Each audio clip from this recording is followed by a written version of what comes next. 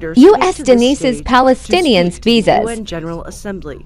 But this year, the familiar face of Palestinian Authority President Mahmoud Abbas will likely be missing, along with 80 members of his delegation after the Trump administration denied their visas.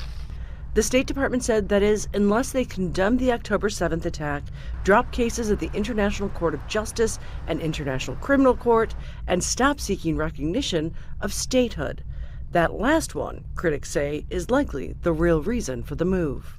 People like Mark Rubio, for example, take positions based on what Israel would want. I don't think the Israelis would want to have a Palestinian president in the United Nations in New York celebrating the recognition of 10 or 15 or even 20 possibly countries of the state of Palestine within a couple of weeks. Of the 193 nations that make up UNGA, 147 already recognize Palestine as a state.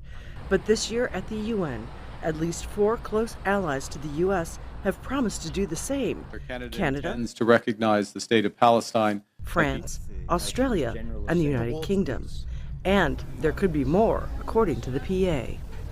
Then we will be getting very close to 160 states recognizing the state of Palestine, which means for those who are still the very few who are not convinced yet, how many more do you need from states that do recognize the state of Palestine and do believe in the implementation of the two-states concept? At its founding, the U.S. signed on to the UN Headquarters Agreement, which the UN spokesman points out. Headquarters Agreement deserves to be read, notably, I think, sections 11 and 12. We obviously hope that this will be resolved. It is important that all member states, permanent observers, be able to be represented. But the U.S. did that once before to a Palestinian leader. In 1988, the Reagan administration refused to allow the then head of the PLO, Yasser Arafat, to come to New York.